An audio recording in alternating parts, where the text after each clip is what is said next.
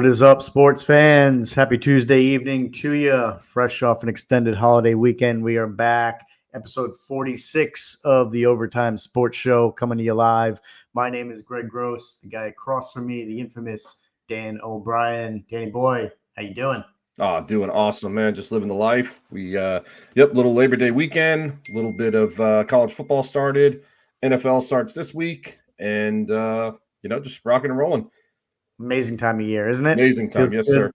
Feels good for football to be back. We'll be spending a good amount of today's show talking really all things football. Definitely cover the kickoff of what I consider true first week of college football. I know there was week 0, but a lot of action this past weekend we'll talk about, and we'll certainly talk about some NFL football that'll be kicking off this coming weekend. Actually, 2 days we got a game to start the season. So be definitely loaded on that, but there's a couple other things we'll mix in like we usually do. But without further ado, infamous hat reveal, 46 shows in a row. And you tell me you got one that's relevant to today, right?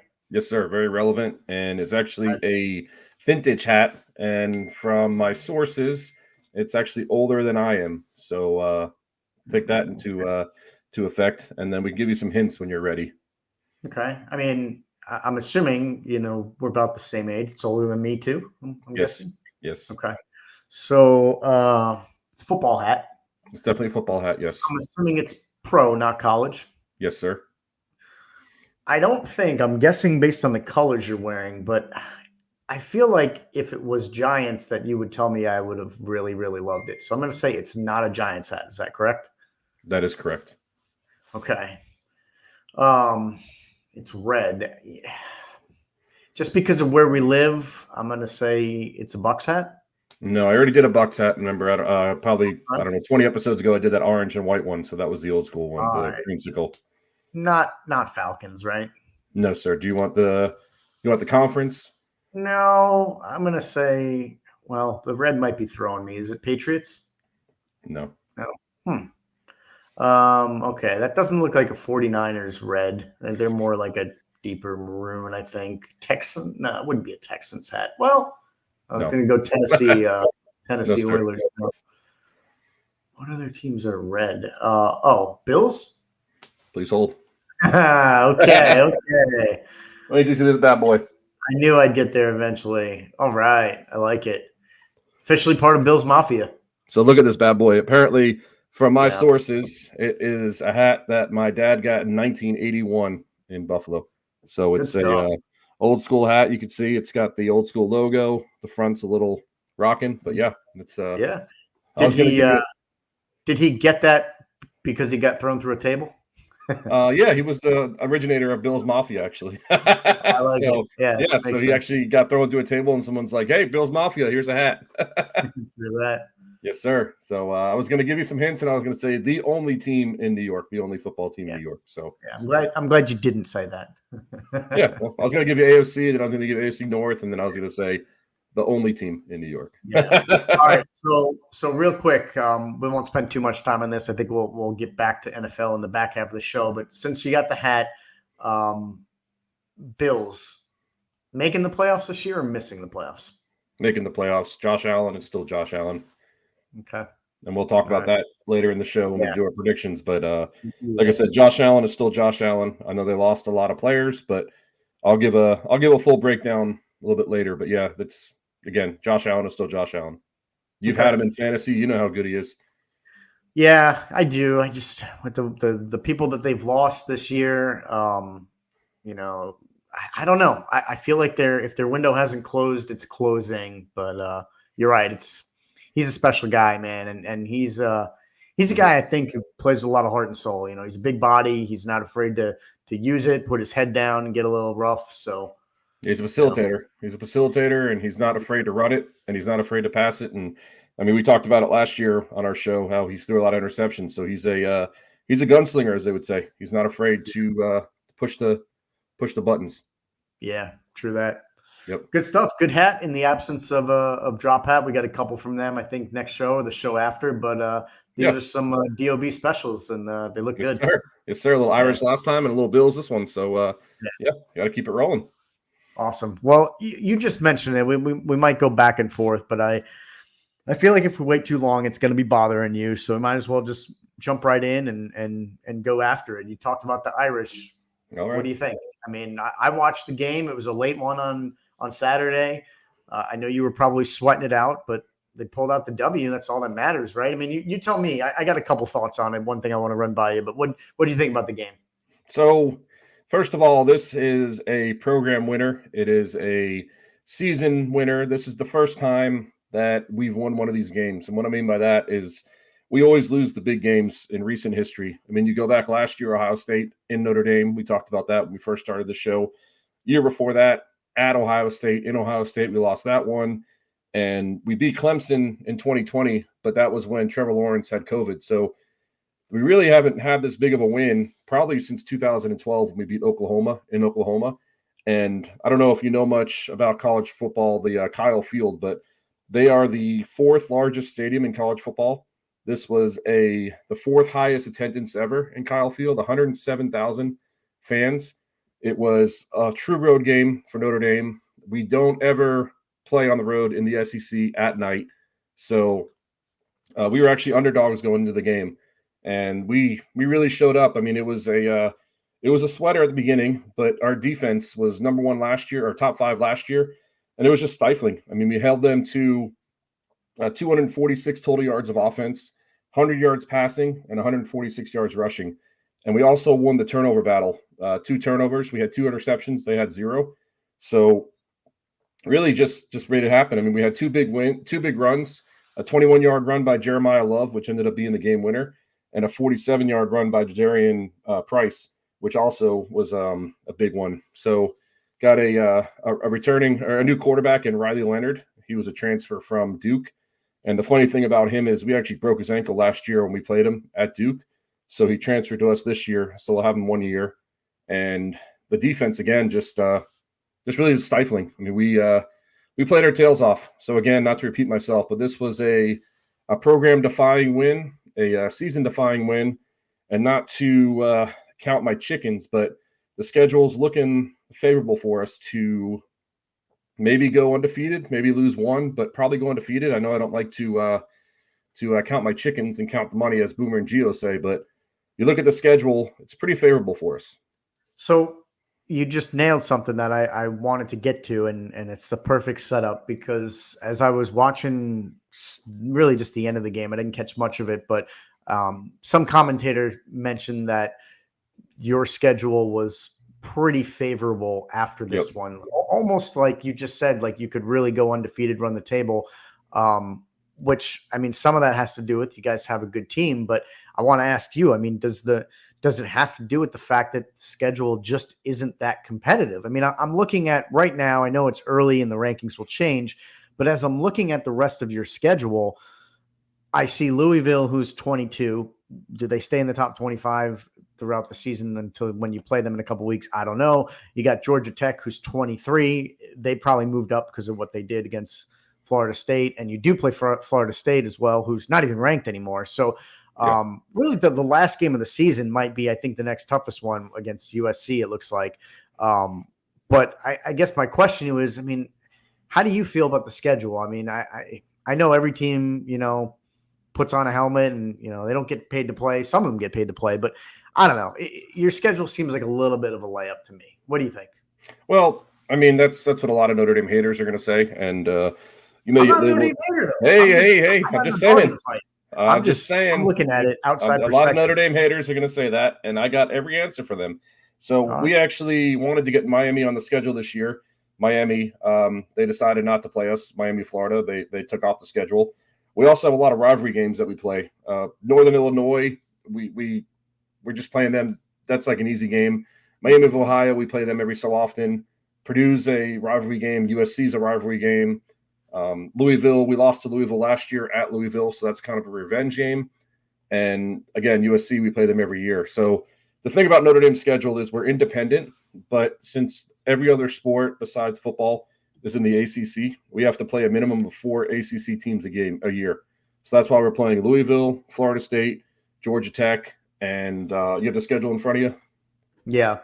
and read it off for me again. I got some other stats up. So you've got Northern Illinois, Purdue, Miami, Ohio, Louisville, Stanford, Georgia Tech, Navy, FSU, Virginia, Army, and USC. Okay, so Stanford just moved to the ACC, so there's another ACC team, and Navy's a rivalry, Army's a rivalry. I mean, we have these rival games that we have to play. We don't have to play, but we play because of the rivals. But we just play the schedule that what we do. I mean, we try to schedule people. If they don't want to play us, they don't want to play us. I mean, that's all there is to it. I get it. And that's where I would take up for Notre Dame. As much as sometimes their schedule looks like a cakewalk, and at the end of the year, if you guys do run the table and you go 13-0 or whatever it will be, the questions are going to be, well, who have they really played?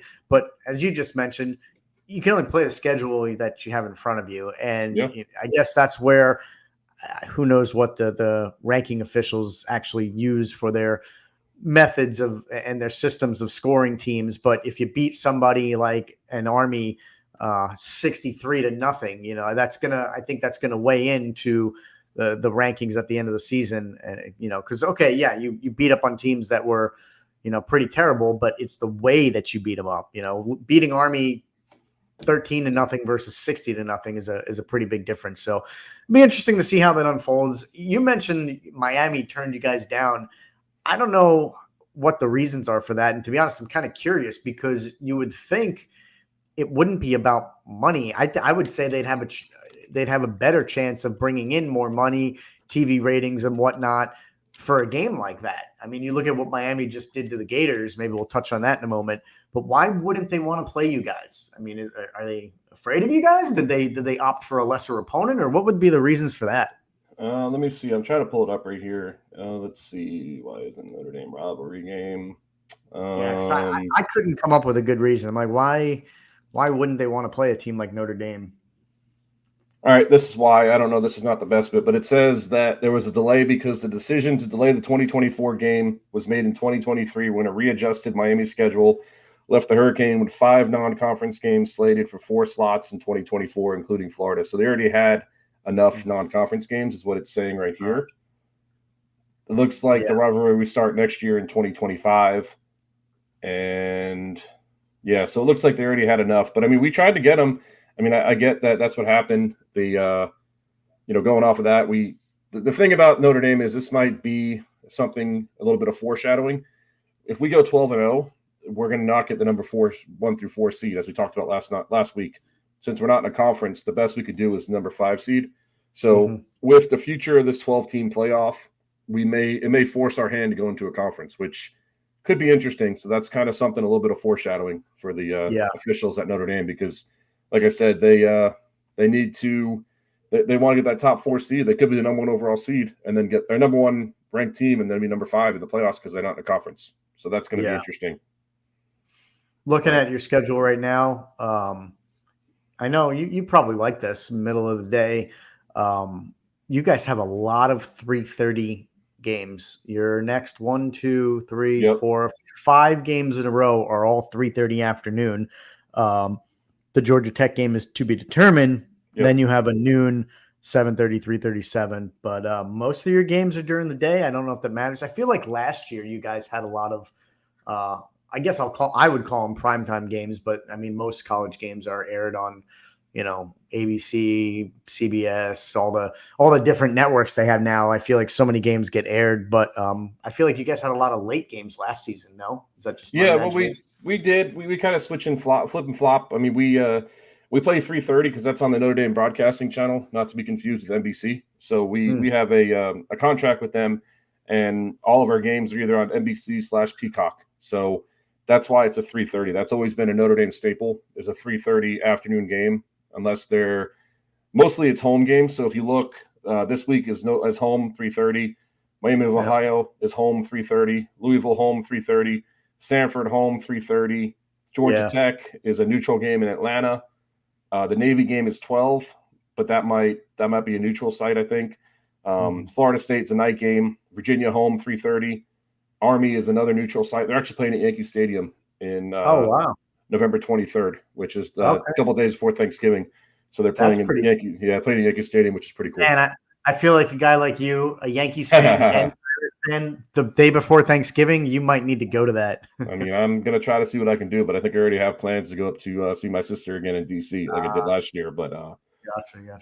But yeah, it's just it's a staple for Notre Dame. 3:30 Saturday afternoon, NBC, and that's kind of how it's always been. Yeah. So True that. You touched on you guys play them later on, which I mean it was looking like a big game, and I think that's probably why they put it on at the nighttime. But FSU, man, what is going on with them? We talked about it last week. I said I thought that they were still going to win their conference. so did I. Not like it anymore. So no, it's not. I mean, I watched all that game last night, and they just looked sluggish. I don't know if you watched it, but they just looked like they were in quicksand, meaning that they couldn't get a start. They just looked sluggish. DJU, who was we talked about him last week. He's been a 5-year starter, Clemson, and then also Arizona State, and then now Oregon State, and then now FSU.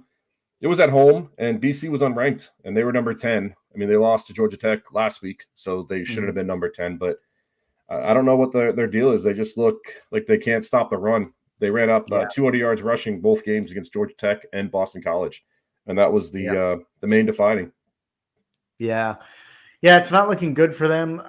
I'm sure you saw it. The guy, the fan, the week prior, who said he was gonna eat dog crap if they lost. I was looking and trying to dig into that. It seems like the guy's deleted all of his social media, all of his pages. That's what I heard too. He's hiding from that, which is kind of predictable. That's pretty sad, actually. I mean, in this day and age, people are going to call you on that kind of stuff, and I know it's stupid, but it just shows you the world we live in when people just they spout off nonsense and and things actually come to roost and they don't want to honor it, pay their debts and be accountable. It's just kind of crazy. But couple other big games I saw. First of all, I mean, I picked them as the champs. Georgia looked like they were just doing bulldog things to Clemson, who is not a bad team, but 34-3. It looks like they just had their way with them. I mean, Carson Beck looked like he was in rare form. Penn State looked like they had a pretty good route over West Virginia. Yep. Ohio State just crushed up on Akron. Some of these maybe were a little predictable, but just the other one that stood out to me, it's big rivalry game. Another Florida team. I mean, the Gators just got curb stomped by Miami. So I'm curious your thoughts on that one. Are you more surprised with Miami and how good they looked, or are you more surprised with how bad the Gators looked? A little bit of both, but mainly Miami. I mean, we talked about it last show with Chris Dolan with Miami. He picked Miami actually to win the ACC. And when I was talking about Miami, I mentioned their transfer quarterback, Cam Ward. He came from Washington State, and he's a hell of a player. I mean, he's a dynamic player. He's a runner and a passer. So I knew he was going to be good, but I didn't know the Gators were going to be this bad. I mean, 41-17 at home. Yeah. I mean, I hate the Gators with right up there with the Red Sox, so I loved it. But yeah, just watching that, they had no answer for Miami. I mean, Miami, Cam Ward had 385 yards passing, 3 touchdowns, only 1 interception, and they just handled them throughout the whole game. So I was a little more surprised at Miami. I mean, I knew Florida's got the hardest schedule in the nation. I don't know if you've seen their whole schedule, but their last 7 games, they play Texas, Alabama, LSU, Ole Miss, Missouri. They play some hard games. So, yeah. All right. So, unpopular opinion here, and I know it's week 1, but there's a lot of games that are standing out to me this past weekend. I didn't even see half of these because they're no-name games, really. But I'm going to read you the amount of shutouts there were, and they might have been more. I'm just looking at high-level standings from the NCAA, their website. But bear with me here. So first one, Missouri over Murray State, 51-0. Then you got Utah over Southern Utah, 49-0. Yep.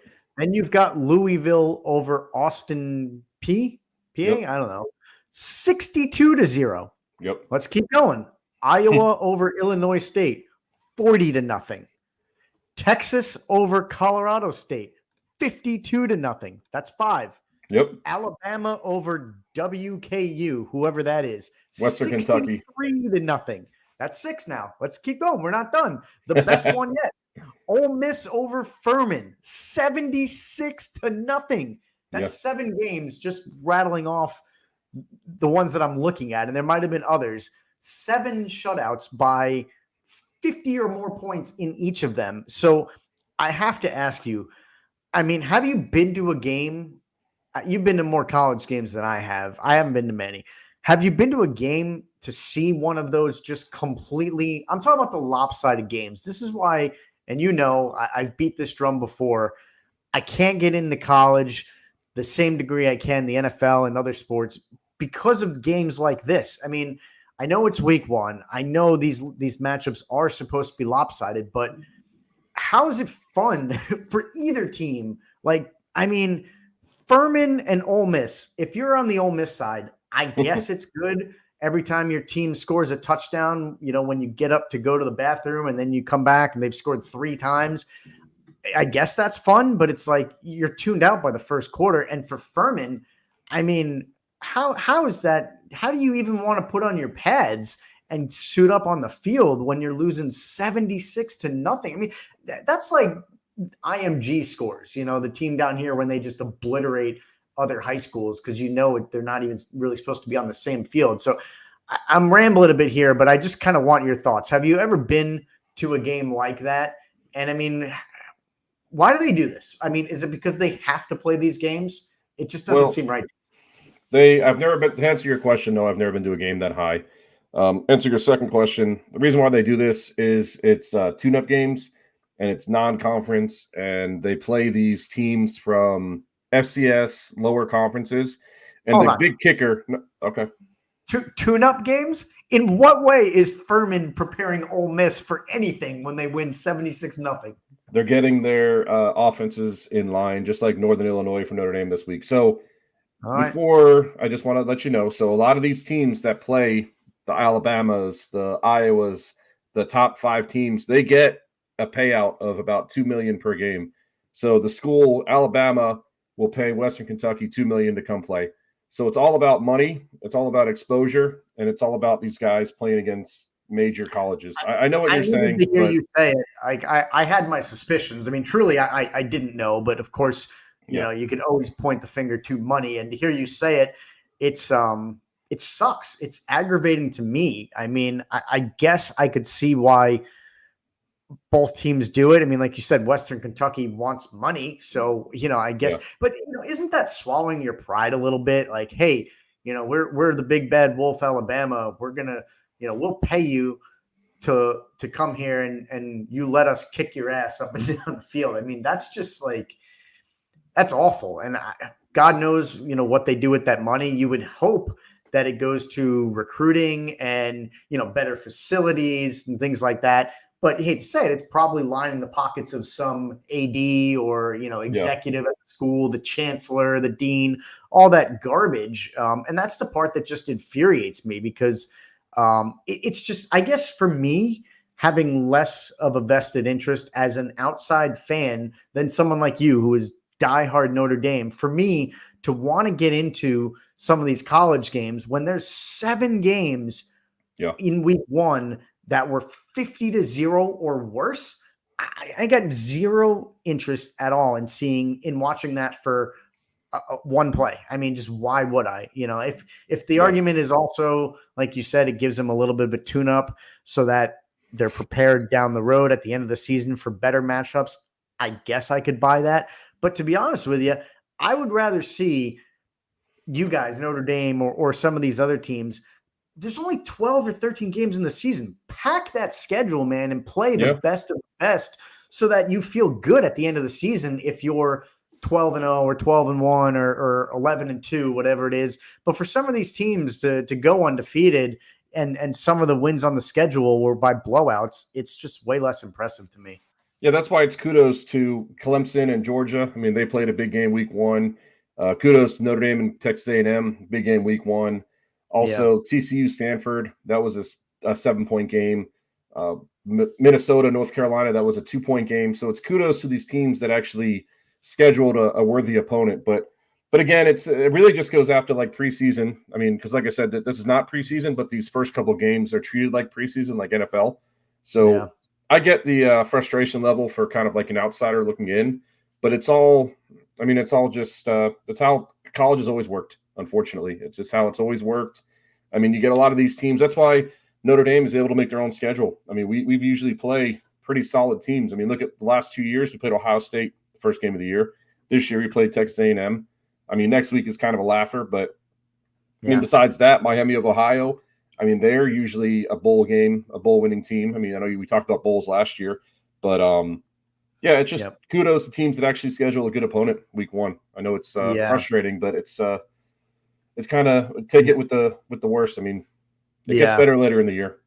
For sure. So looking ahead to next week, a couple matchups on the card, but I think the best one is at noon. You got Michigan number 10 at or hosting number 3 Texas. So you already got teams in the top 10 that are going to face off against one another. So that'll be a good one to pay attention to. It's definitely some stuff on the line early in the season. But any other college thoughts before we mix in a couple other things and then maybe take a break for some beer?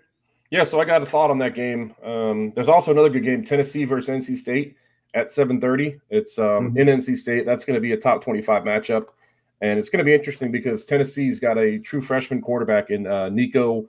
Not sure how to say his last name, Nico Amadi, whatever. I'm not even going to try it. But he's a freshman quarterback. NC State's got a transfer, Grayson McCall, out of Coastal Carolina, who's been a really good team for them the last couple of years. So that's going to be a good matchup. But like I said, the one that I'm really looking at is going to be Texas-Michigan. And we know my thoughts on Michigan from last year with your boy Harbaugh and the defending champions. Right now, Texas is a -7.5 spread. I think Texas is going to win there and kill them. I think they're going to easily cover that spread. The reason why is Michigan played last week, but they had a controversy at quarterback. They played both quarterbacks about 50%. So not really knowing who your starter is. And Texas is a really good team. I mean, they played Colorado State last week, which last year gave Colorado a really good team, a really good game. They got defeated. I think it was like 51-0, but still Texas looked pretty good. I think Texas is going to take care of Michigan.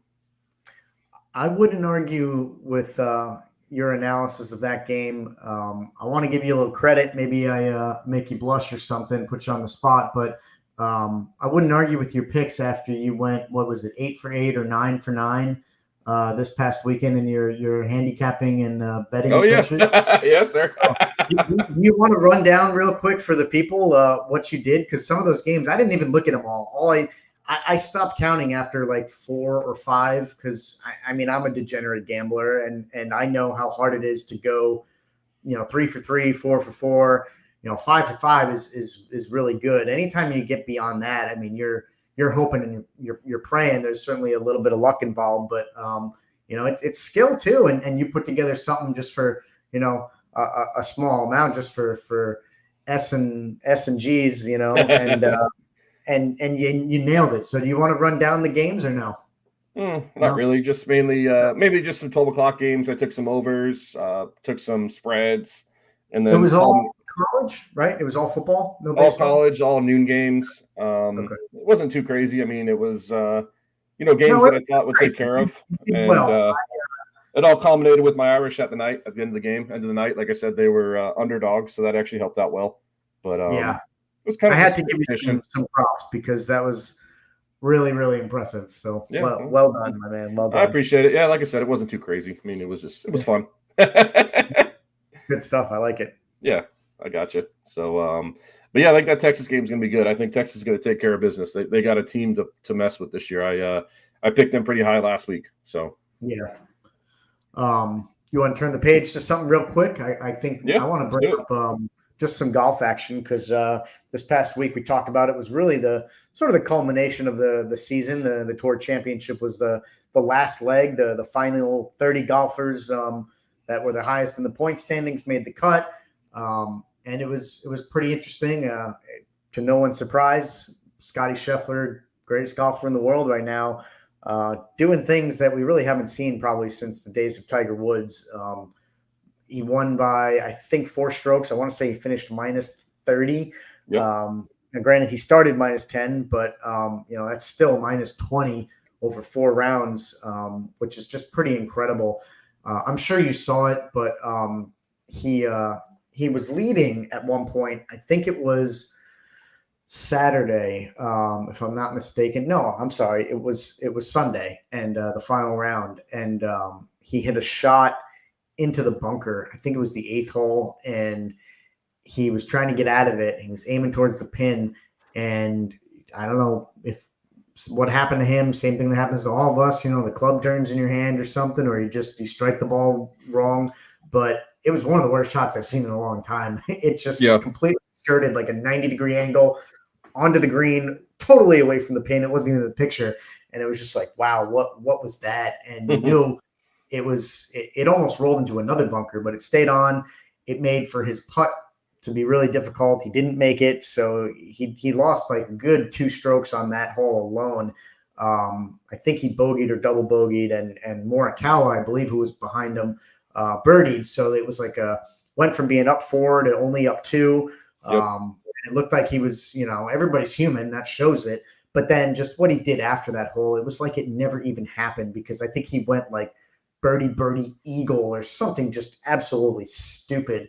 And that just shows you like what this guy can do, not only how good he's playing and consistent, but just to be able to tune out the noise. I mean, you think about when you and I play. I know I'm guilty of this, man. When it's such a mental game, when you hit the ball wrong and you're playing like crap, it can compound, and it takes so much mental willpower and fortitude to just block that out, dial in, and mount a comeback. And that's what he did, man. I mean, it was just incredible watching him. So I want your thoughts, and then I'm going to share something on the screen.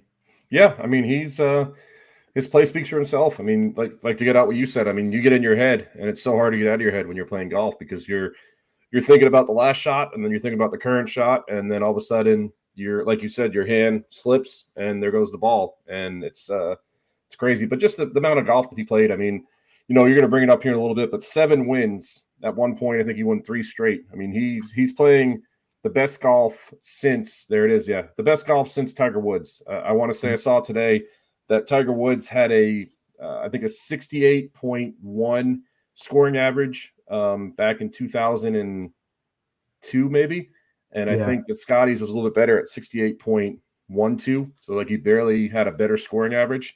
And I mean, you have right there, 16 million, 3 million per start, 800 per round, 45 per hole, and 12,000 per shot. Could you imagine $12,000 per shot? That last one kills me. I think that puts it in perspective. I mean, every time he takes a stroke with the club, whether it's teeing off with the driver, putting, even just hitting from the fairway, $12,000 the guy's making on average. Incredible. It's ridiculous. Is this the graphic you saw? Well, all I was going to talk about was just the 7 titles that he had: the back-to-back Players Championship, the Masters Championship, and then the Olympic gold medal. I mean, just wanted to talk about his year like that. And he made what was it, $64 million, and his caddy gets $6.4 million of that, 10%. So all you're doing is just walking with them, telling them how to hit the ball, and you get $6.4 million. So pretty incredible stuff, man. It is, man. It was enjoyable though. It was a fun season, fun tournament, and I think next year is going to be honestly even bigger, even better. I think so too. You and I talked about it. I have plans. If you want to come with, I'm sure it's always a fun time. I want to see another live event.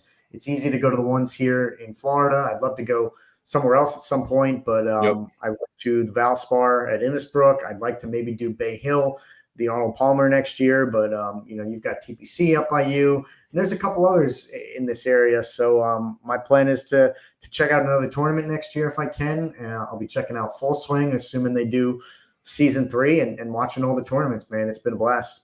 Yeah, the only negative is that's around spring training time. So we got to pick and choose if we're going to go golf and baseball, or baseball, golf, so that's the only negative. Yeah, it's hard for sure. But hey, we can make it work.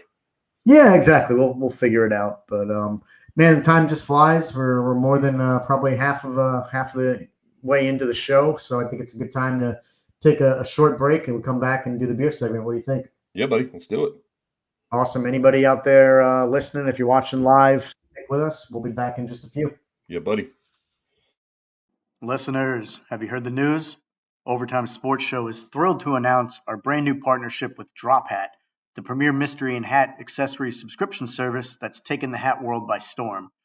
Every month, Drop Hat delivers amazing snapbacks, fitteds, and other types of hats from industry giants like New Era, Mitchell & Ness, 47 brand, Nike, Adidas, and many more right to your doorstep. Whether you're a fan of sports and exercise or even pop culture, there's a box just for you. Boxes start at just $39.95 and are completely customizable to each subscriber, and they're available in monthly or quarterly plans. As a reward for being a loyal listener, use promo code OTSSROCKS20 at checkout for an exclusive 20% discount off your first box. Visit thedrophat.com to subscribe and let Drop Hat style you like the legend you are.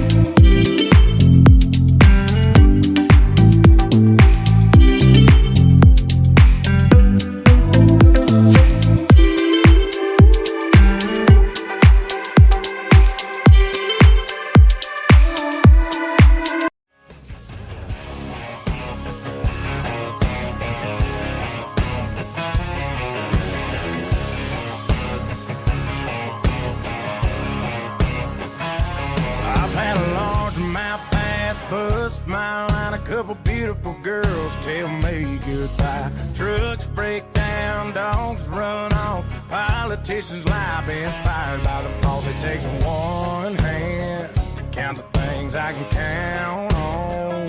No, there ain't much man that ain't ever let me down. Long neck, ice cold beer never broke my heart. Like diamond rings and football teams have torn this boy apart. Like a neon dream, it just don't know me. The bars in this guitar and long neck, ice cold beer never broke my heart. Yeah, buddy. Right. Yes, sir. We're back, and it's beer drinking time. Last show we had a little bit of a surprise special guest joined us, so that always throws out the order a little bit. But I checked my notes, and last time I believe you went first. So if you don't mind, I guess I'll take it and go first. Make it happen, Captain. All right. Of course, I've got my glass for the show. Mm-hmm. If you recall, after I ended my world tour of beers, if you will, I've been on a bit of a sour kick. It's kind of been my theme. Definitely kind of more summerish beers. I know Labor Day usually marks the unofficial end of summer, but you and I are in Florida, and it's still hot here. So I'm sticking with that trend for a little bit, going with the more refreshing type beers. So I've got this guy here today. It's 903 Pucker Up. I like it. Yeah, and it's got the cool little lemon face there. From 903 Brewers, it looks like. It's a Berliner Weiss style ale with lemon, and it says lemon candy inspired lightly fruited gose. It is 5.5%, and 903brewers.com makes this. They're brewed and canned in Sherman, Texas. Don't know much about these guys, but I mean, like I said, the style of beer I think hopefully I'll like. I'm a pretty big fan of lemon water I try to drink. Interestingly enough, it says on the can here, it pairs with salmon Caesar salad, lavender creme brulee, and Paper Planes, whatever. All that right. is. Lavender Yeah. creme brulee. All right. Yeah. There's a description too. Some of the beers we've tried. What are we each 50 or so in now? Each of us. Some of the beers, they do a good job describing what you think is going to be in the can. Some of them don't. Some of them are just leave it up to your imagination. But I want to read what these guys have on the back of the can. It says, "Lemon candy is the inspiration for our latest lightly fruited Berliner Weiss. This pleasantly tart ale boasts a lightly bready malt profile with a spritzy body, hosting additions of bright and refreshing lemon flavors. Sweet and sour citrus notes evoke the old school candy flavors, lending tangy complexity and candy-like sweetness to this ale. Zippy carbonation makes this lemon treat extra palatable with its winning effervescence. Pucker up and enjoy." So, I mean, they left almost nothing to the imagination on this one. A pretty big description there. Lot to unpack. Basically, I'm just hoping for a lemon flavored beer, and we'll see what we get. This one looks like it's pretty bright yellow. When we do our toast, I got a special toast shout out just to give you a heads up. Okay. This one is really bright yellow. Pretty good amount of head on it. Let me see. Wow. Smell that lemon? Yeah. So can you see the color in that guy? Oh, that's definitely yellow. Yeah. Yeah. I mean, it's a thick yellow. At least it might not be translating on the camera, but you can definitely taste the lemon and the sourness. We'll see if anything else that they described comes through.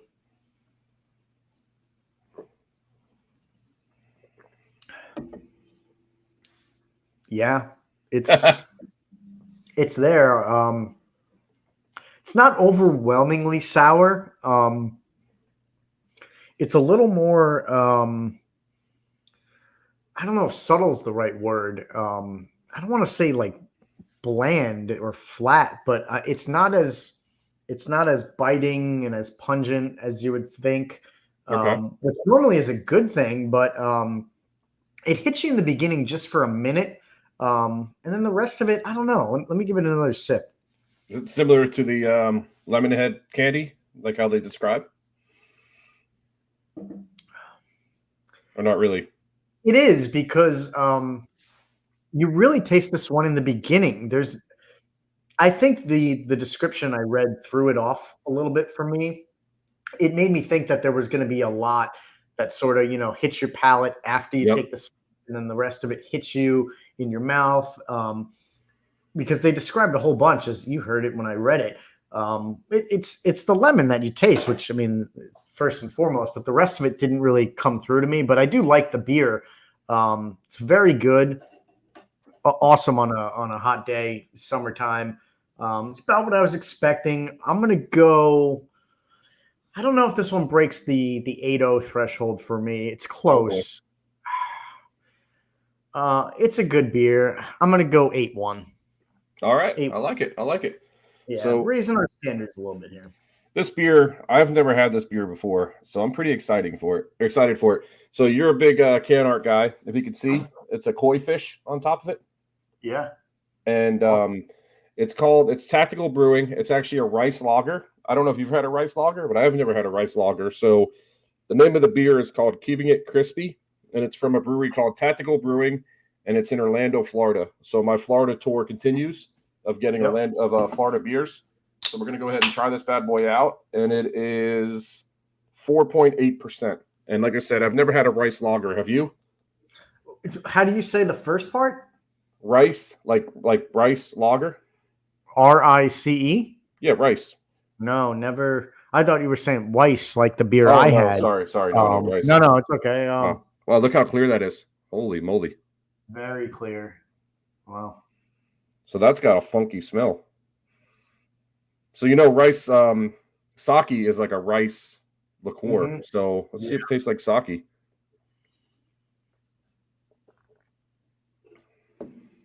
It's a little funky. Yeah. So that rice you definitely get sake at the beginning. I don't know if you're a sake fan. but you definitely get sake, and then it's goes into the lager. So it's very funky. I'm gonna go with like a 7.4. 7.4. Okay. Wow. Yeah, it's just weird.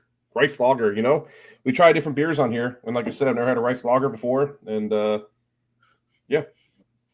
funky. Okay. So They can't all be winners, We try, Yeah. but So on the cheers, we got a friend of the show, 3-time guest, Chris Dolan. His birthday's tomorrow, so we're gonna go ahead and give him a shout out for an early happy birthday, Christopher Dolan. Cheers. very good, Christopher. Happy 21st. Cheers. Happy 21st. Oof, that's funky. That is Yeah. funky. That is That's funky. the way you really want your beer to be described, but Yeah. it is what it is. All right, so we're gonna get into football. I'm just dying as I'm putting my cup here, my beer here. I'm looking at my friend right here and my pet over here. I gave him some love, I think last show, and I'm gonna do it again just real quick before we get into football. Yep. Metropolitans are hanging on, man. They scared me for a little bit. Had some ups and downs, but they took care of business. They completed the sweep against the Sox this past weekend.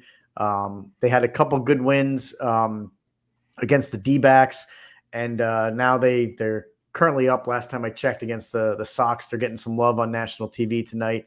But they're looking good. They put themselves in a position to make things interesting now with really just the final month of the season. I think we've got 24 games. So 25, 25 games to go.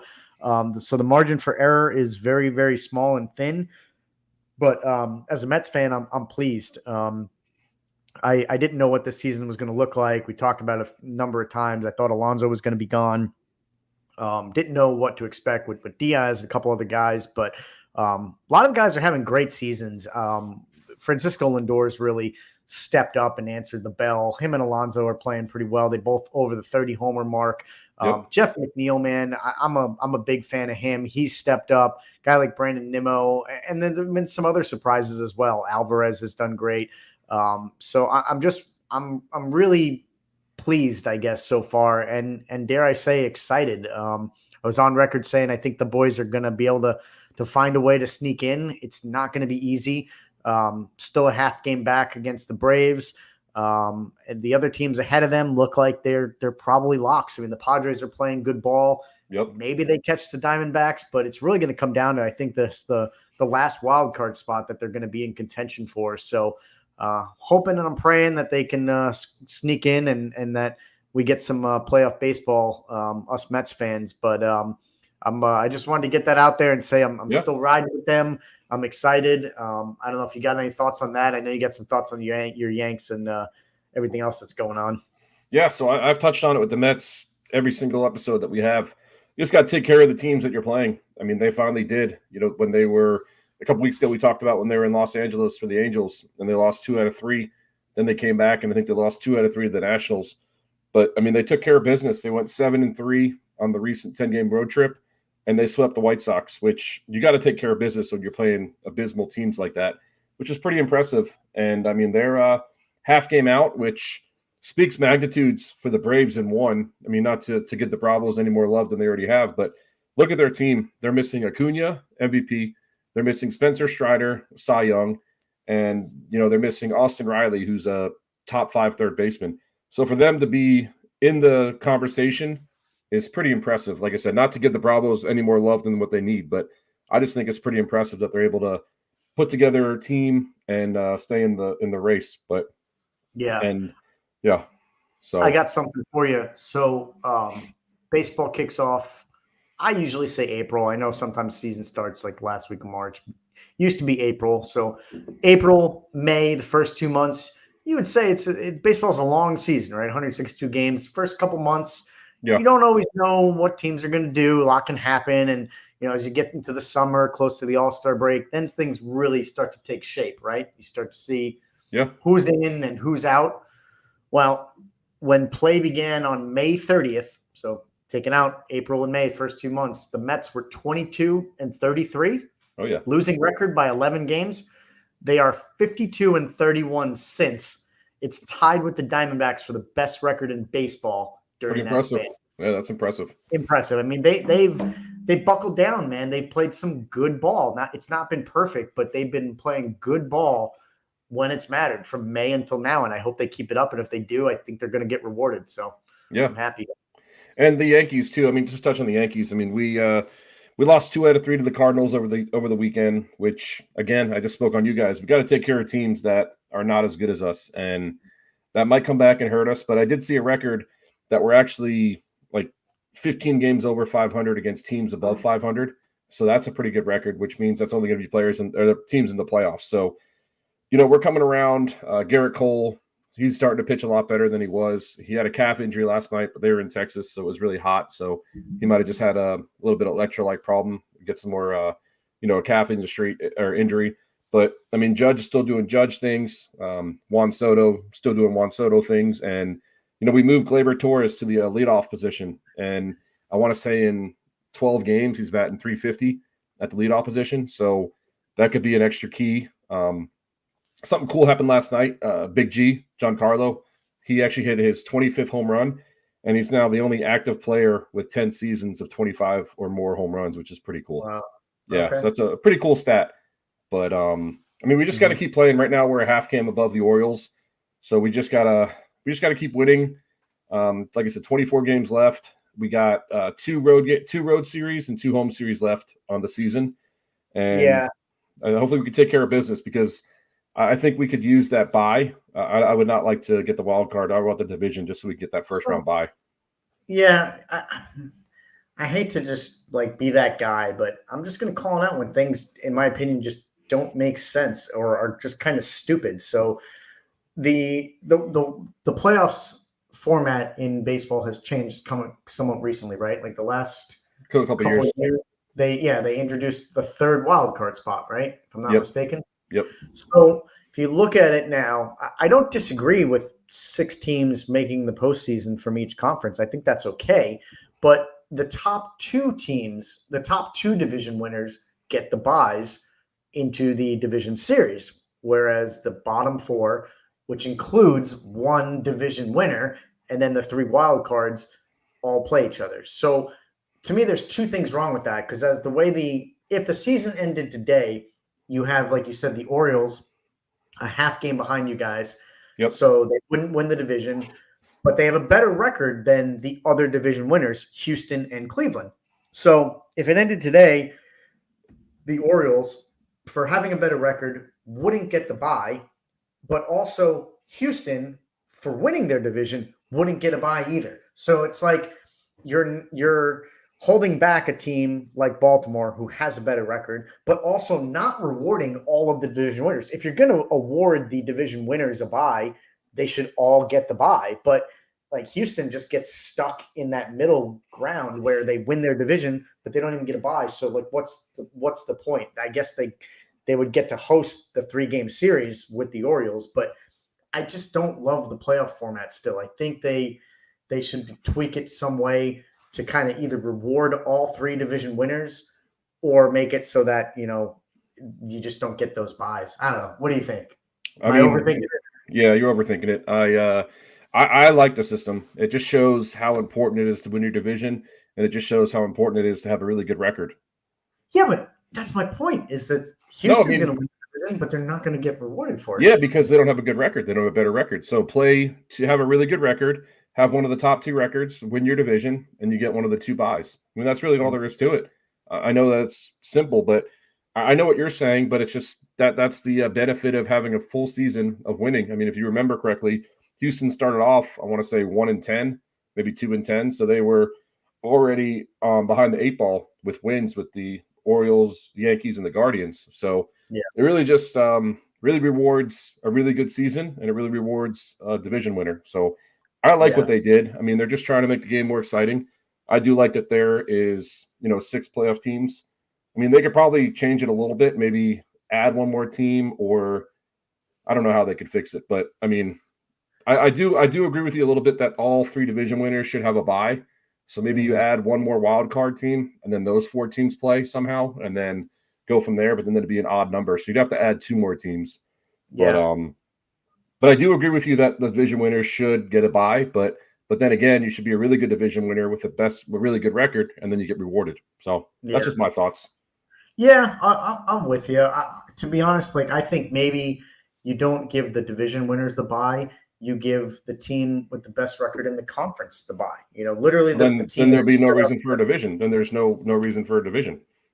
I mean, perhaps. I mean, you might be right. I mean, divisions serve, in my opinion, a purpose for scheduling. You play X amount of teams in your division more than you do other teams. But you're right. I mean, but that's kind of how I feel about now is that there's almost not a complete point because you're not rewarding all the division winners. You're only rewarding some. But anyway, I didn't want to get us on a tangent. I don't know. I'm looking at scheduling and I just don't love it. But I do want to ask you, you tell me if this is also just sort of my imagination, but I paid close attention to the standings overall, mostly for you guys, as you being a Yankees fan. You guys have had the best record for a good portion of the season. You lost it to the Dodgers, the Orioles, some other teams, but you've been bouncing back and forth. And really, I would say in the last 2 to 4 weeks, it's been as crazy of a ride as I can remember at the top of the standings in the last several years. I'm thinking 5, 10, 15 plus years. What I mean by that is there's been so many teams within like 4 or 5 games of literally first place. Because like I said, on any given day, it's been you, the Dodgers, the Yankees, the Dodgers, and the Phillies, right? Like pretty much interchanging. The Dodgers seem like they separated themselves just in the last week, but they're still only 2 games above the Phillies. So the Yanks, the Dodgers, the Phillies, but then you have the Orioles who were leading the league. You had the Guardians who were leading the league. Now you have the Brewers who are in third place. The Padres have made themselves in the mix. Even the Diamondbacks are not too far. I mean, that's 8 teams alone, and you could still mix in the Twins were up there. Hell, the Royals made a comeback. Like, there were so many teams within 1 or 2 games of first place. And it sounds like you agree with me. Do you think you attribute that to more parity in the league? I mean, baseball of all the sports has the least parity to me because there's only the luxury tax and we see how ungodly some of these owners spend money. But I mean, the standings kind of show otherwise because there's so many teams that have a look at first place. Yeah, I mean, I agree with you there too. I mean, 100%. I mean, baseball is such a streaky game. You can go on a 4-game win streak and then all of a sudden you're right there, or you go on a 4-game losing streak and you're out. And your pitchers are pitching crappy, your bullpen's pitching crappy. You can't hit anything. I mean, because like I said, not to go on another tangent, but Hall of Famers, if you bat 3 out of 10, you're a Hall of Famer. So there's 300. So you got to think, if you don't bat 3 out of 10, maybe you bat 1 out of 10, and the whole team is batting 150 for a week. There's 5 or 6 losses, and it's really hard to get out of that hole, especially when you're pressing so hard. So it's like I said, not to get on another tangent, but the parity I think is just coming down more to the middle because a lot of these teams are scouting more. We talked to Chip a couple times. A lot of the younger players are coming up, a lot of injuries, and just a lot of arm injuries with the pitchers. So, like I said, we're going off on a little bit of a tangent on baseball, but it's good stuff. But it is. I want to acknowledge it. It's been a good season, and there's if you're fans of those teams, it's made it exciting because your team is not only playing pretty well, but has a look at the best record in baseball. There's 8 of those teams easily who. We could be talking into this coming weekend and our next show, we could have any one of those teams could potentially be leading the league, basically. So good stuff. One last baseball talk I wanted to talk. I don't know if you saw this, but Shohei Ohtani, we talked about him when baseball started. He is an inaugural club himself. He's got 43 home runs and 43 stolen bases. He's setting records as the only player ever to have 40-plus home runs and 40-plus stolen bases. And there's talk that he may try to join the 50-50 club, which is pretty impressive itself. I mean, he's kind of a tall guy. I wouldn't think of him as a stolen base guy. I don't know about you, but he's to get 50 home runs and 50 stolen bases, that's pretty impressive. Yeah, I would not have guessed that. That stat jumps out at me. I would not have picked him as a quick guy at all. So, pretty crazy, huh? Yeah, I just wanted to throw it in there. I saw that over the weekend, and I was like, "Oh, that'd be cool for the show," because pretty impressive. It is. It really is. So, all All right, I guess we saved the end. Best for last, maybe. Yep. Right into obviously some NFL talk. We got a couple games on. Well, no, not a couple, but we got a game on Thursday, and then actually a game on Friday. Yep. If I'm not mistaken, I don't know if this is the first time they've done a game on Friday, or at least to open the season. But we got Eagles. Ravens and Chiefs should be a heck of a game on Thursday. You can't really ask for much more than that. Yep. Two-time defending champs, basically, against a team, and we talked about the Ravens, loaded with talent, the additions that they made, bringing in Henry. That should be an amazing game. And then you jump right back on Friday, man. What more can you ask for to start your weekend? You got Green Bay and the Eagles playing overseas, Brazil.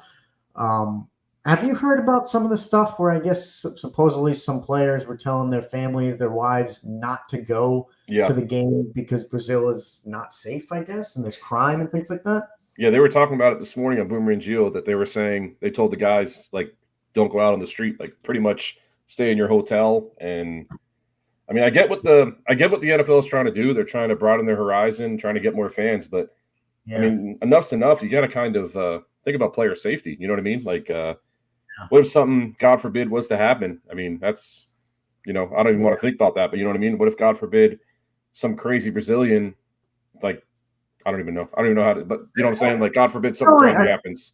I do. You're right. I mean, you got to wonder, is there quest to hit literally every single country? Because we know it started with London years ago. It seemed like the Jags went for like 10 years in a row, and then they brought over a couple other teams to London. Yeah. Then they went Germany.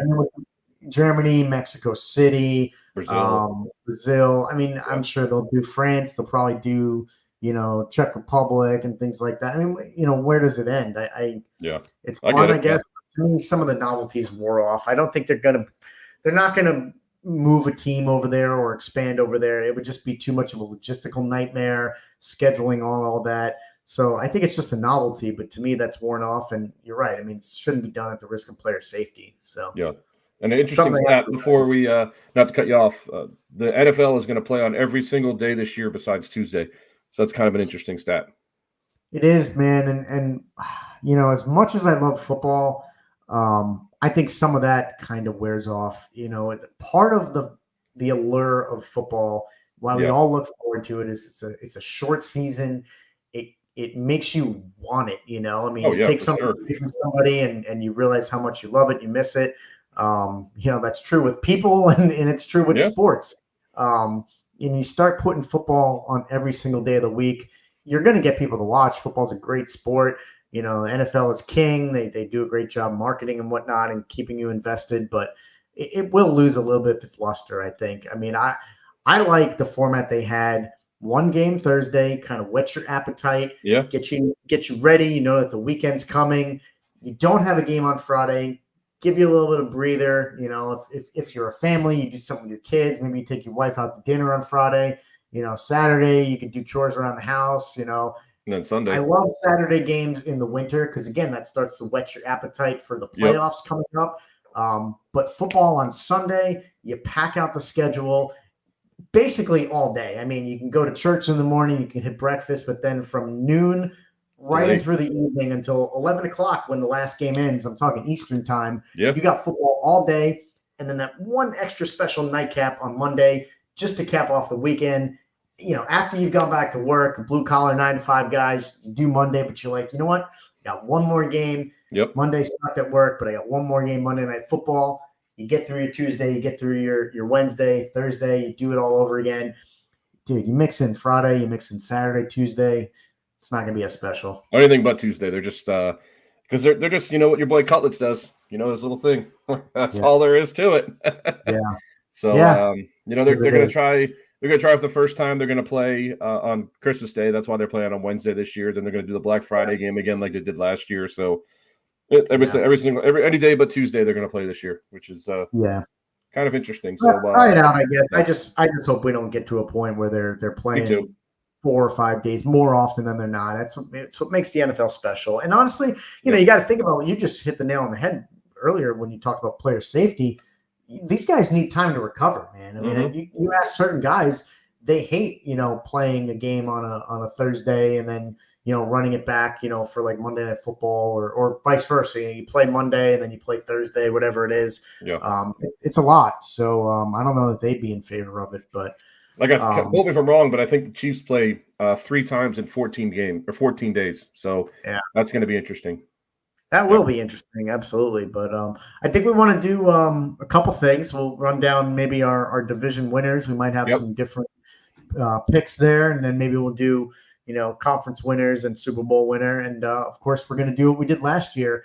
Do a little bit of friendly wagering where we pick 2 teams each. We'll do team to win with the spread, basically like a favorite, and then we'll pick an underdog, a team to beat the spread. So I think we'll probably save that to the end. But do you want the honors to go through division winners in the NFC? Then I'll do mine in the NFC. Then you go AFC. I'll go AFC. Yep. Okay. I'm going to start up top. I'm going to start NFC East. Mm-hmm. So this one kind of hits home, but I think the Eagles are going to take care of the NFC East. I mean, they got a really good team, really good coach. They still got Jalen Hurts. They picked up Saquon Barkley, A.J. Brown, Devonta Smith, Dallas Goedert. I mean, their defense is still pretty stout. Darius Slay out in the cornerback position. I think easily NFC East. I think the Eagles should win that division easily. Mm-hmm. Oh, you want me to keep going? Yeah, I'd say do the conference and then I'll go. My bad. All right, NFC North. This one might be a no-brainer as well. What we saw last year, Detroit Lions. I mean, look at the team that they had last year. They still got Jared Goff. They got Jahmyr Gibbs, David Montgomery, Amon-Ra St. Brown. They got your boy, Sam Laporta. Still got a pretty good defense with Aiden Hutchinson. So I think the Lions easily NFC North. NFC South is kind of a toss-up for me. This one, a lot of people I'm reading are saying the Buccaneers. A lot of people are saying the Falcons. But you're going to hear me say this right now, and then I'm going to say it again for the AFC. But to be the man, you got to beat the man. I think that's what old Chris said last week, Chris Dolan. So I'm going to go with the Buccaneers. I mean, they still got a pretty good team. Still got Baker Mayfield. Still got Mike Evans. I think they're still looking pretty good. Another no-brainer, NFC West. Going to go with the San Francisco 49ers. I think heads to toe, they have the best team talent-wise. Deebo Samuel, they just signed Brandon Ayuk. They just restructured their best offensive tackle today, Trent Williams, Christian McCaffrey, and their coaching staff, defensive staff. I mean, they got the top defense in the league, I think. So, Niners. Good stuff. I can argue exactly 0 of that because I really thought we were going to have 1, maybe even 2. Same in the NFC East. I'll say Eagles are my pick to win it for the reasons you mentioned. People are still pretty high on Dallas. They gave your boy CeeDee Lamb a big contract. Mm-hmm. I think they're going to regress. I from what I've heard, I think their defense took a step backwards. I think their window is a little bit closing. I've never been a big believer in Dak. I try not to put my blinders on, my hate for the Cowboys. I mean, I don't think I'm biased because I can give the Eagles the props that I'm not giving to the Cowboys. So I think the Eagles win it. I don't know that the Cowboys will be as good. In the NFC North, I kind of thought you might have picked the Bears. Maybe even, I'll be honest, I like the Packers. I think they're going to be good. Again, this year they surprised people. I think some people thought Jordan Love was a one-hit wonder. I don't think he was just deserving of that huge contract he got after 1 year. But I do think the Packers are on the up and up. But I think the Lions are going to repeat. I'm a big believer in Dan Campbell. He looks like he runs a great ship out there. Oh, yeah. And that team is loaded with talent, man. So going to be a tough division, but I got the Lions too. NFC South, man, I really thought you were going to go – I thought you were going to go Falcons. I mean, I was thinking about it. Yeah, I was thinking about it. All those Kirk Cousins lovers out there, they seem to be heavy on him. I like Kyle Pitts. You know, some of the other guys, they have some talent, but I don't think it's enough. The Saints, you know, they're always a wild card too. I think they'll be tough. But I like the Bucks. Same reason you mentioned. Be the man, you got to beat the man. And yeah, they still got a lot of talent. I'm a big Mike Evans fan, and you know, a couple other guys on their team. I think they have a lot of veterans on their team. People are saying that Rashad White is going to be poised for another big year. Yep. I had him on my team last year in fantasy, and the only reason I got rid of him was because I had, frankly, too many running backs. I was super deep, and I had to ship them off. But I like the Bucks too. And then NFC West, I mean, that's probably the easiest of them all. I don't see that division being very competitive. Cardinals, I think, will be a little bit better. Rams might be tough, but it's just that division seems like it's a runaway. So we're in lockstep on division winners, man. You want to go to AFC? Yep, real quick. Two vastly improved NFC teams this year. I'm going to go out and throw them as two sleepers. I don't know if they'll make the playoffs, but they'll definitely be either 500 or close to 500. Cardinals, you just mentioned, and the Commanders also. I think those two teams are going to make vast improvements this year. I think that they're going to get, like I said, close to 500 or maybe a little bit over. But I think those will be the two sleeper teams in the NFC. I don't know if you have two sleeper teams. I'm going to do two sleeper teams in the AFC as well. Trying to think. Let me see. My sleeper team. My sleeper team would probably be the Packers. I think that they made the playoffs last year, so I don't know if that'd be much of a sleeper, but I'll give it to you. Yeah, I guess they did. Yeah, that's true. You don't have to. It was the top of my head. If you don't have one, you don't have one. No big deal. No, I don't, because honestly, the team.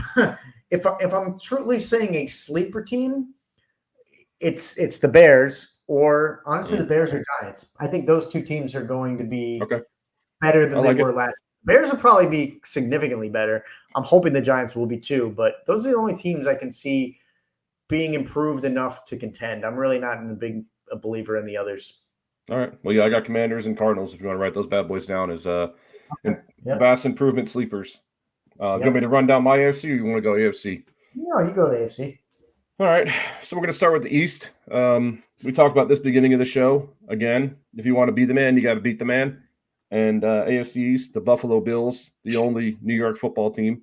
I still think Josh Allen is Josh Allen. I mean, we touched a little bit on him at the beginning of the show with my hat. And, you said that they got a little bit of their receivers, but they got a rookie of the year, and I might pick him for my rookie of the year. Keon Coleman, a wide receiver out of Florida State. He's going to have a hell of a year. He killed it 1 year last year at Florida State. He's got the size, he's got the speed, he's got the hands.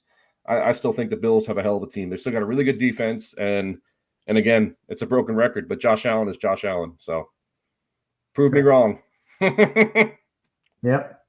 Yes, sir.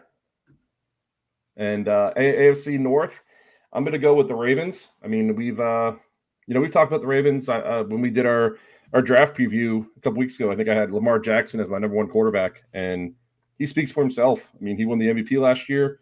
He's a dynamic player. They got Derrick Henry as a really big pickup as a running back, and they still got a really good defense, and they still got a decent secondary, a wide receiver core. So AFC North, Ravens. AFC South, this one is very easy. I think the Texans all day long. I mean, we saw them last year. You picked up C.J. Stroud as a keeper. I mean, they have three good receivers, Stephon Diggs, Nico Collins, and Tank Dell. They picked up Joe Mixon from the Bengals. I mean, they're just a hell of a team, hell of a young team.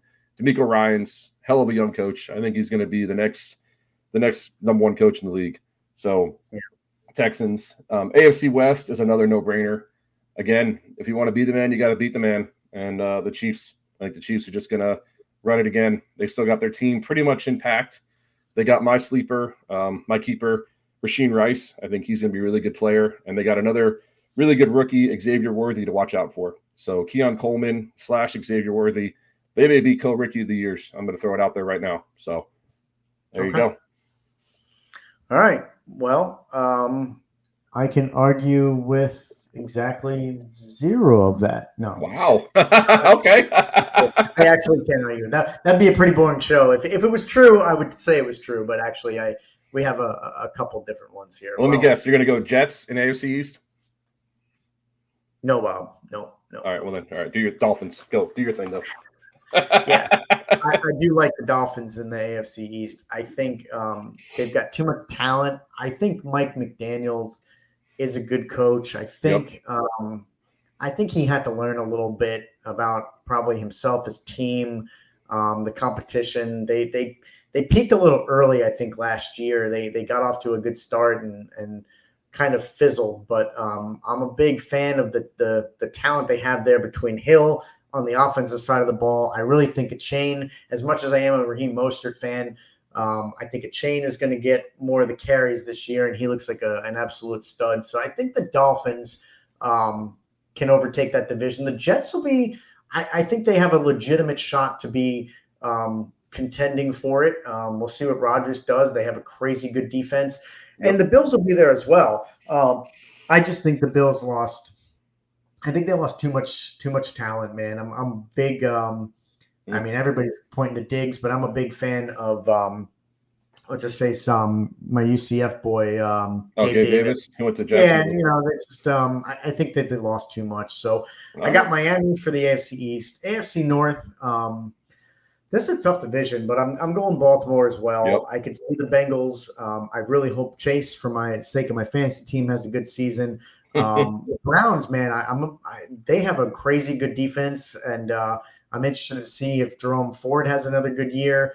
Again, for my fantasy team, I got Chubb on the bench, so we'll see.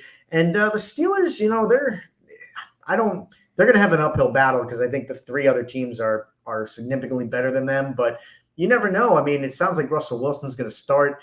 Maybe Fields sees some action. They got a couple good backs that they can split time between Harris and Warren. So Steelers are never out of it. And you got Mike Tomlin, feisty Mike Tomlin, man, who's never had a losing record in his career. So you know that they're never going to be out of it. So that division honestly could go either way. But I like the Ravens. AFC South, like you said, that one's just a layup of all layups, man. I mean, I think the Texans are going to run away. I mean, that's 6 relatively easy wins, I think. No disrespect to the Jags, the Colts, who, Colts got a lot going on with Richardson and Jonathan Taylor, Pittman, some other guys, but I think Texans win that one easily. And then AFC, man, it's pretty similar. I think the Broncos are going to be bad. The Raiders are going to be bad. You look at Devontae Adams out there, it just sounds like that's a tumultuous environment. Yep. They say he's not the guy who would ever say it publicly, but you can't get the sense that he's happy at all. And the Chargers, this would be my sleeper pick if I had to put one in the AFC. I know you hate it, but I think the coaching situation out there is going to make a difference. I don't think it'll be enough to make the playoffs per se, but if I had to pick a team that maybe was a sleeper to upset, it would be the Chargers. But yeah, my division winner is, of course, the Chiefs. Okay. And I got one sleeper. It's going to be the Colts. If Anthony Richardson can stay healthy all year long, I mean, you saw what he did the first couple weeks last year. He's a dynamic player. I mean, he's a runner. He's a passer. They still got Jonathan Taylor. They still got Michael Pittman Jr. I can see them, again, turning it around and getting close to 500 this year. So, yeah. But so do you want to give me your AFC championship matchup, and then I'll do mine, and then we'll go NFC and then Super Bowl winners? Yep. So I got a rematch in the AFC of last year. I got the Chiefs and the Ravens. And I think this year the Ravens are going to pull across the Chiefs. Obviously, speaking about Lamar Jackson a couple weeks ago, I'm really high on him this year. Really high on Derrick Henry. I mean, he's still a beast. And the Ravens always are a run-first offense. So to have Lamar Jackson and Derrick Henry, I think that's just a force to be reckoned with. So I think the Ravens are going to beat the Chiefs in the AFC conference game or championship game. And then the NFC, I got the 49ers and I got the Lions. And I think the Lions are just going to continue to go upwards from last year.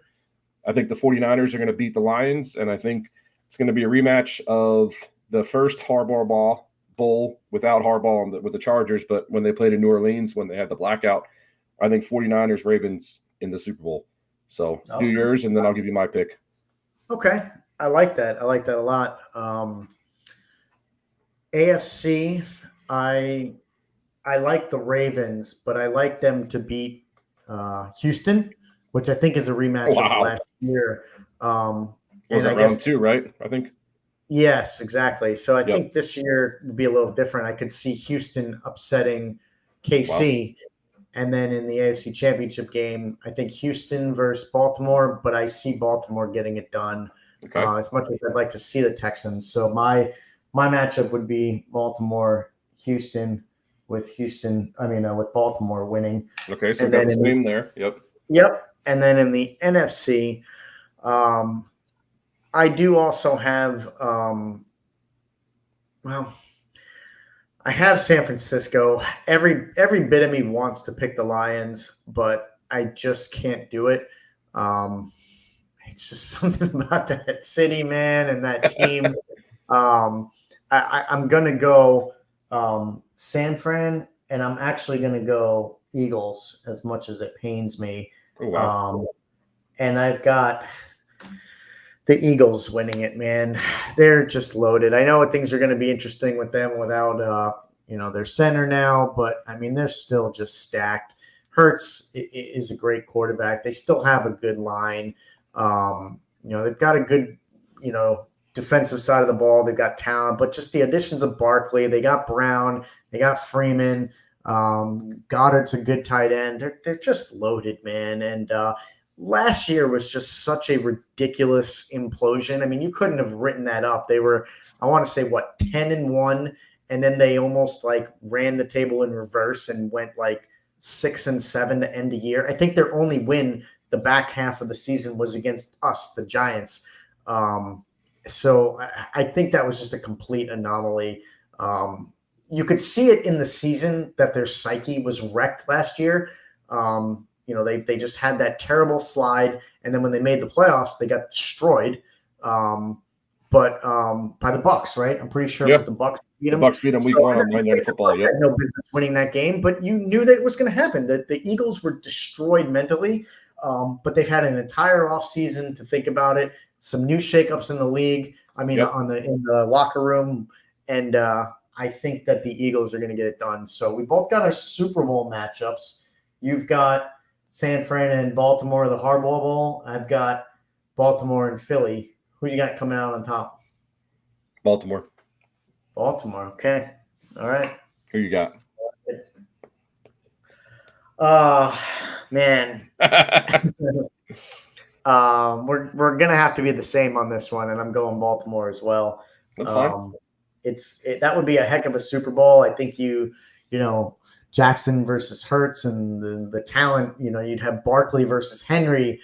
It would be pretty amazing there. That would be a good Super Bowl. But so would Baltimore, San Fran. Like you said, who doesn't love a Harbaugh Bowl? Well, they're not the coaches anymore. They used to the first time they were. Right. Yeah. The same teams, like you said, they haven't. I remember that when it was 20. I want to say 2012. 2012. It was when they played in New Orleans. They had that blackout. Remember? Yep, I do remember that. Yeah. Yeah. So it'll be interesting to see if that's how it shakes up. It's a lot can happen.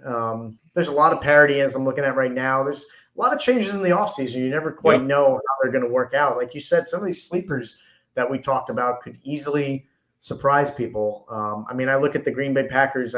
They could be winning their division, honestly. I don't think the Giants could win their division, but they could make the playoffs if Neighbors is a complete stud. We added Burns to the defense. I mean, Burns is a stud. Shock people, so. Yeah, Burns is a stud. And then what always happens is that capital letter I. That's what happens. So that could come into effect injuries. But absolutely. Then it comes down to depth, man. Who's got the best roster, front to back, top to bottom. You want me to run down some awards, or you want to go into picking? No, go awards. Maybe I'll add some color on it. I don't have any kind of picks myself, but if you got some, let's go through them. All right, so I'm going to run it down. It's going to go MVP, Offensive Player of the Year, Defensive Player of the Year, Offensive Rookie, Defensive Rookie, Comeback Player, and Coach. So I think we're both probably pretty square on about this one. I think it's going to be a back-to-back MVP, Lamar Jackson. I mean, I talked about him 2 weeks ago. We did our fantasy show. I just talked about him this year, winning the Super Bowl. So I don't know if you have any thoughts on that, but I think he's going to come back and run it back. Yeah, I mean, if he wins the Super Bowl like we think they will, then it seems like he's always in the running every year. He's been pretty consistent. He's been pretty healthy. So no arguments there. I think they always tend to lean quarterback. By they, I mean the awards judges, the guys who have the voting power. So I think that's a pretty good pick. And then quote me if I'm wrong here. I don't know if it's ever been a double back-to-back, but I think he's going to win Offensive Player of the Year as well. I think he's going to have a hell of a year. I think he's going to be MVP and Offensive Player. I know there's not much parity there with how I'm choosing my picks, but I think that he's just going to have that good of a year. I don't know if you have any thoughts on that as well. No, it makes sense for the same reasons. I mean, I guess technically you could have an overall MVP because the overall MVP could be a defensive player, I guess, if somebody broke the sack record or something like that. And then you could have an overall offensive player of the year, which could be different. So No, makes sense to me. I get it being Jackson. Yep. So my defensive player of the year, this one kind of out on a limb, but I think he's going to really, really do good. I think this is his fourth year. Aiden Hutchinson, defensive end out of the Lions. I think he's primed for at least double-digit sacks, maybe even 20, maybe even up in the 20s. I think he's going to have a hell of a year. I think he's primed. This is his fourth year in the league. I think he's ready to rock and roll. So makes sense. I mean, I don't think Detroit's not going anywhere, and like you said, Aiden Hutchinson's up and coming. Yep. You would think that teams would try to double him, put a lot of coverage on him. Maybe they do, and maybe he's one of those guys you can't stop. But yeah, I like that pick a lot. Yep. And my offensive rookie of the year, this one is out of left field. But if you remember correctly, when I was talking about Buffalo Bills, wide receiver Keon Coleman out of Buffalo, he's going to have a hell of a year. He's going to click with Josh Allen. It's going to be like Stephon Diggs from a couple years ago. I think he's going to have a hell of a year. Keon Coleman, offensive rookie of the year. I like it. I don't know much about him, but there's room for him to eat out there after losing both Diggs and Davis. So he's going to definitely have his lion's share of the catches in place. Defensive rookie of the year is a defensive end out of Minnesota Vikings, Dallas Turner. He was a sleeper in the draft. I think I talked about him when we talked about our draft. He went a little later than thought, but I think he's going to have a hell of a year for the Vikings defense. They lost their defensive end, Daniel Hunter, so he's kind of primed, as you said. He's got a lot of room to eat out there, and he's a really good player. He's an edge rusher. He's got some speed. So yeah, Dallas Turner.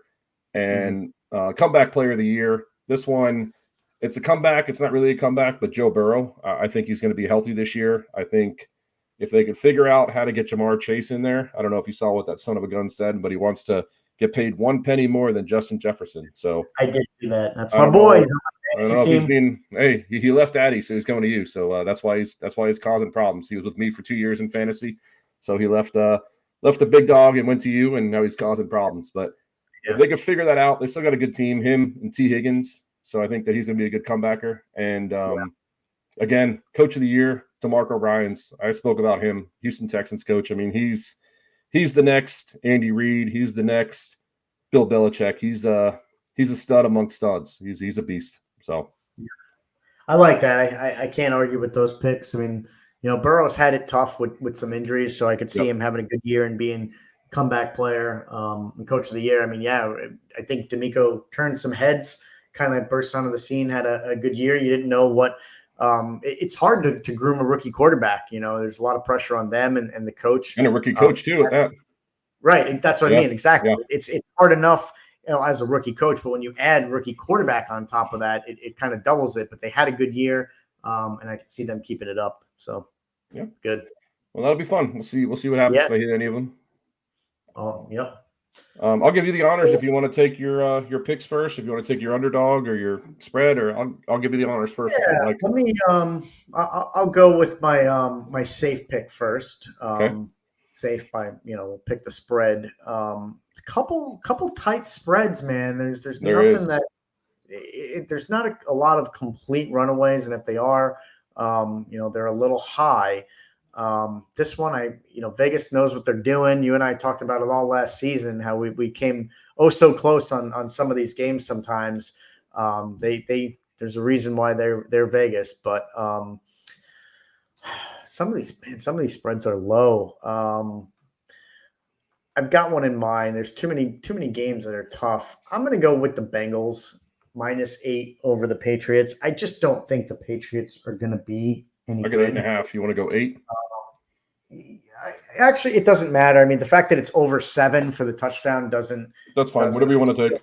So I'll go 8.5. Say that they have to win by 9. Okay. I like it that much. So I got Cincy as my pick. Okay. I'm going to go with my underdog, and I'm going to go with my Pittsburgh Steelers. I think they're going to have a good year. I think their defense is going to have a really good year. Their major pickup this year was Patrick Queen, linebacker from Baltimore. I think they're going to surprise a lot of people. I think Russell Wilson, he's going to be methodical. He's not going to be great, but he's not going to be bad. And I think he's just going to hand that ball off. I think they're going to play with their defense, and it's going to be a low-scoring game. But I'm getting +3.5 for the Steelers. Yeah, what you see? I have them as +3, but then they would be your upset, not your Yeah, I lock. know. That's what I went. I mean, it's still yeah. Okay, you got. I'll give you the 3.5. I'll give that to you. All right, and then I want to do that one first because the lock is a little bit harder for me. But I guess my lock is gonna stick with my hat, stick with my team, stick with my Buffalo Bills -6.5. I think they're going to play really well. I think they're going to shut everybody up when everybody said that they lost too many people, and I think they're going to win by 7. I got -6.5 Buffalo. Yeah, I got -6.5 as well. So you got Buffalo as your lock. Yep. 6.5. Okay. And then for my upset, let me see here what we got. Wow, man, you got the Broncos up +6. Yeah, there's some tough ones. Yeah, there definitely are. I don't know that I love this one, man. There's one team that I want to pick. Honestly, even the Jets look pretty appealing. I don't expect them to win, but you never know. Monday Night Football. No, I mean, Monday Night Football. That could be an interesting one. The Cardinals getting 6 is interesting against the Bills as your lock. The Bears, Saints, Panthers, no. I mean, the Giants, man, if they were getting 3, I would take them, but I only got them getting 1.5. I got 2. I got 2 on my end. Yeah, even still, I don't really like that enough. Packers, if they were getting more, like maybe 6, but they're only getting 2. So I tell you what, I'm going to have to go with the Cowboys at +2.5. Do you have that as well? Yep, I got +2.5 as well. Yep. Okay. It's an odd spread. I mean, I wish it was 3. I'd feel more safer. Yeah. But, I think that they could win. I obviously was on record earlier saying I don't think they're going to be as good this year, but the Browns are kind of like the Cowboys, I think. They're those teams that you're just not really sure what they're going to bring. So I like the Cowboys +2.5. There we go. Yeah. And there we have it. And I just want to go ahead and give ourselves a round of applause. We survived a whole season without football, and now football's back. And not that we survived. I know that's kind of a weird thing to say, but, we kept the show going without football, and we didn't miss a beat. So football has been our just. Football is a big football is a big conversation piece, but, just kind of, proud in our happenings. You know what I mean? 100%, man. Dog days of summer didn't keep us down. It helped that we had the Olympics this year, but golf's been great. Baseball's been great. Yeah. And we find a way to keep it going. So, it's been good, and it's good to have football back. Yeah, it is. There it is. So I think that's another full show, an hour and a half. I know we did about an hour and a half plus last week with college, hour and a half with NFL.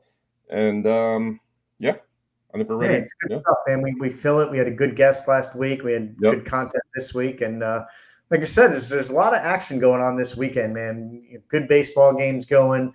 You got football, Friday and Sunday. Well, Thursday, Friday, and Sunday. So no shortage of stuff. You got, of course, college Saturday. So no shortage of stuff going on this weekend. Oh, yeah. We'll be tuning in, and then we'll be coming back and run it all back again on Tuesday. Yes, sir. I think it's ready to rock. I like it. Yeah. Appreciate everybody tuning in, listening. Appreciate your support. Thanks as always to Drop Hat. We'll be seeing them next week, I think, for another hat reveal. But we will. As always, catch everybody on the flip side. Peace. Everybody come see the greatest show. Gather up all juggalos and roll. Everybody come see the greatest show.